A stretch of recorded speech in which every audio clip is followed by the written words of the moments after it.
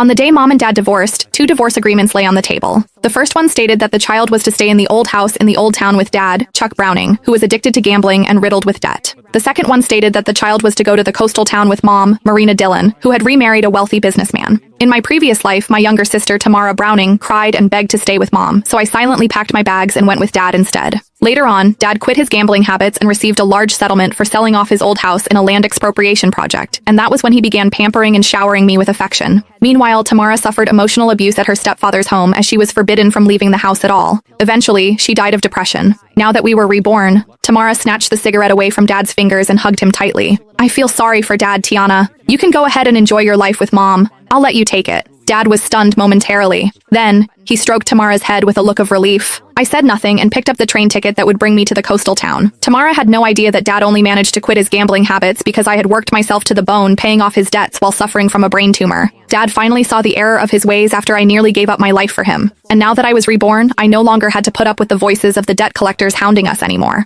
All I wanted was just a good night's sleep. I picked up my worn-out suitcase. Get out of here. Go look for your gold digger of a mother instead, Dad said, waving his hand dismissively at me like I was just an annoying fly. Tamara hid behind him and made a face at me. She mouthed, "Don't come begging me for money the next time you see me." I smiled and said nothing. Instead, I turned around and walked out into the rain, flinching at the cold. I could feel the chill seeping into my bones. It wouldn't make much of a difference wherever I went anyway. I just wanted someplace quiet to spend the last of my days, getting through everything. At least I no longer needed to hear the debt collectors hounding at the door or put up with the horrible stench of cigarettes anymore. Mom's black Mercedes was parked at the entrance to an alleyway. The car windows rolled down, revealing Mom's youthful, well-maintained face. She frowned as she stared at my drenched body, a look of disgust in her eyes. "How did you end up like this? Hurry up and get it. And make sure not to dirty the interior of the car." I opened the backseat door and was just about to enter when she said, "Throw that suitcase into the back." She pointed at my suitcase and said, "That's so filthy. I don't even know what germs it's covered in." I hesitated for a moment. However, I still did as she said and put the suitcase in the trunk of the car. When I finally got back inside the car, I did my best to stay in a corner and take up as little space as possible, not daring to touch the leather seats. The air conditioning in the car had been turned on, but I still felt very cold. "Make sure you behave yourself when we reach that place, Tiana," Mom said, looking at me in the rearview mirror while driving.